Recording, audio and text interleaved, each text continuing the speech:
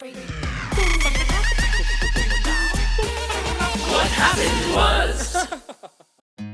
Hey friends, it's so nice to see you.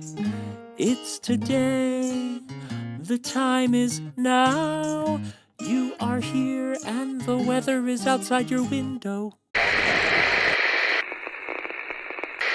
Today is the Juggling Spectacular on this very special episode of What Happened Was.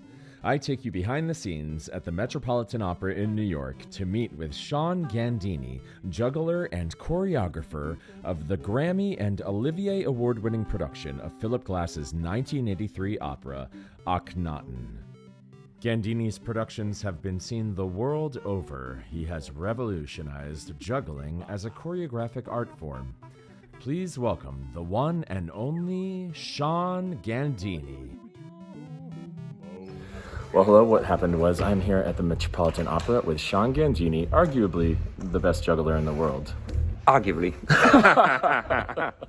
But let's not argue. Let's not argue. We're here at the Metropolitan Opera doing Akhenaten, the Philip Glass opera, and Sean choreographed this show for jugglers. With a lot of help from my friends, as the Beatles song goes. Yes, yeah. And this is our 5th year doing this production. Yeah. Production number 5. We've been in London twice, going back for a 3rd time, LA Opera and Metropolitan Opera twice. So, first of all, how did you get into juggling? For me, it was a transition from doing magic as a young kid, and I think it's a transition that a lot of people have done from magic into juggling. And juggling has a kind of addictive quality to it. It does. So when I met juggling, it replaced some other addictions, and it was just the right addiction at that time in life.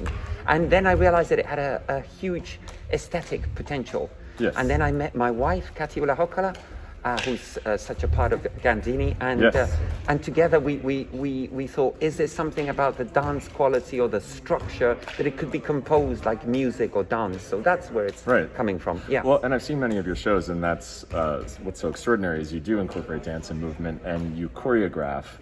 It's not, juggling, of course, is a circus art, right? But what you kind of taught us was that juggling was something that came from ancient Egypt, and indeed, an ancient art form. And in fact, Phelim had a dream about jugglers being in Akhenaten, and then when we first got into a studio to play a bit, I told him about these images, that the earliest known depictions of juggling are these Egyptian hieroglyphics, which are 4 women in these extraordinary positions. Yes. And then he said, okay, we have to do this. This is the right thing. Absolutely. And when you see this, it's very obvious they're juggling. There's no question about it. There's absolutely no question. Yeah. I love the fact that they're women, and I love that somehow there's this strange link to the juggling world. Yeah. But how do you then build a juggling empire that, you have these shows that travel all over the world? Because it's I'm an opera singer and actor, which is an unlikely career, but you're a career juggler. That is an unlikely path. Is this... I think we've been lucky, and we are obsessive. I'm lucky that both myself and my wife do this all the time. And in fact, during the pandemic, we realized how much we love juggling and making juggling things. I guess one of the unique qualities is the ensemble. The fact that sometimes it almost feels like a juggling orchestra or a juggling skills group. And that's very unusual. A lot of jugglers, because of its obsessional quality, tend to be very good soloists or a duet or a trio. And we think of it as a group thing. And taking it out of its classical circus context. Right. So it can be more like music or dance. Right.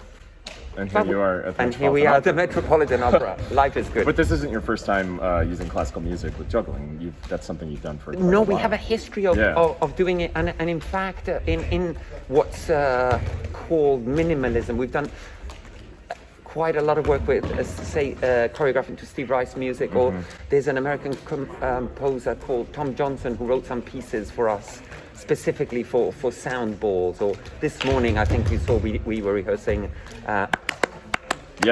with juggling balls. So an aspect of what we do is to do with treating juggling almost as an illustration of music. That's just one aspect. Yeah, absolutely. Yeah. Well, in that sense, you are musicians, and you're providing percussive element to this show. Certainly, you come and see the show and you hear the juggling, and you can hear it on the recording. It's very special. It's true, which bizarrely I quite like the fact that we have got this little part of the recording.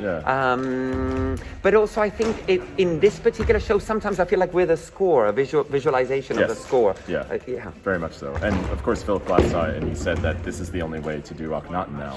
I know, that made me so happy. He said, it must always have juggling. So that was good.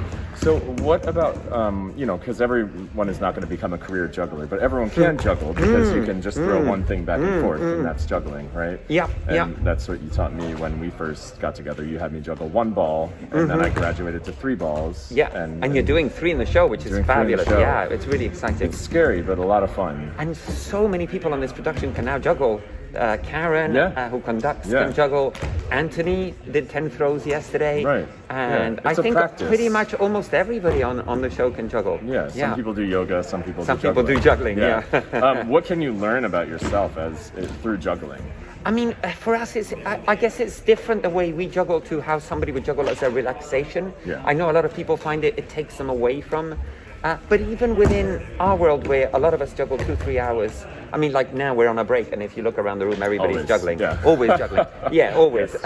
And there is something, I know if I'm really stressed in my life, I'll go to the gym, and I'll juggle, and I lose myself in it. Perhaps you have that with music. I have it with juggling. Do you have it with juggling? Isn't that wonderful? It's a beautiful way to focus. Because, I've dropped a few times in the show, and I drop when I'm not focused, and I lose myself in my thoughts, either past or future. But when I'm present and focused, I'm totally fine. I mean, it's funny, I've recently started doing some meditation, and there are some parallels. But bizarrely, I watched this fascinating documentary on skateboarding recently, and some of them were saying that whatever worries they have in life, there's something about doing that activity that you like that takes you away. Maybe it's a metaphor for that you could do with anything. That whatever you are passionate about, you can lose yourself in. And for sure. I have that in my garden. I'll go out and spend 10 hours and wonder where the day went. But I'm very grateful to be a juggler now. You are. We're not sure if you're juggler 0 or juggler 13. Well, I like 0. I think 0 is a nice one. Because I think I shared with you, I was a kid who didn't really like to throw or catch balls or go to PE or do sports. I was a musician, and so this has gotten me over some fears for sure. That makes me so happy, and I know we have a couple of ballerinas we work with at the moment who've had a similar experience of thinking when they were little they weren't ball catching people, and then later in life via juggling they have become ball catching people, and that makes me very joyous. Beautiful. Well, I have 2 questions that I ask all my guests. First, if you could go back in time to any moment in your life and tell your younger self in that moment one thing, what would it be? Oh goodness. I would say to trust one's stubbornness and I mean, in a way, there's a thin line between stubbornness and delusion, and I think we tread that thin line. But I love that. But to embrace that, a thin line between stubbornness and delusion. Yes, that's what I would tell my younger self. And finally, what is the meaning of life? The meaning of life. That is it. I wish you'd warned me about this question. Is it not juggling? The meaning of life, I don't know. I sometimes wonder how much science and numbers and mathematics explains, and whether the meaning of life is to question what the meaning of life is. I think maybe that's to think about it and to be in the moment. Be in the moment, just like juggling. Well, where can people learn more about Gandini juggling? On our website, gandinijuggling.com, and on our Instagram, we try and put a lot of ideas about how we think of juggling and our juggling friends and our extended It's fabulous. juggling family. I've appeared on your Instagram. Many times. Well, go check out Gandini Juggling. There's shows touring the world, certainly coming somewhere near you, and pick up a ball and juggle today. And thanks for having me, Juggler Thank Zero. you. Juggler Zero's with us today. And his majesty said unto them, Ye, behold the city of the horizon of the Aten, which the Aten has desired me to make for him as a monument, in the great name of my majesty forever. For it was the Aten my father that brought me to this city of the horizon. There was not a noble who directed me to it, There was not any man in the whole land who led me to it, saying, "It is fitting for his majesty that he make a city of the horizon of the Arten in this place." Nay, but it was the Arten my father that directed me to make it for him. Behold, the pharaoh found that this site belonged not to a god nor to a goddess. It belonged not to a prince nor to a princess.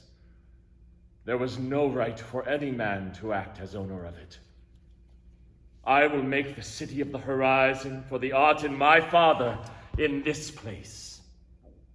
I will not make the city south of it, north of it, west of it, or east of it. I will not pass beyond the southern boundary stone southward, neither will I pass beyond the northern boundary stone northward to make for him a city of the horizon there. 5, 6, 7, 8, 1. There are a couple things where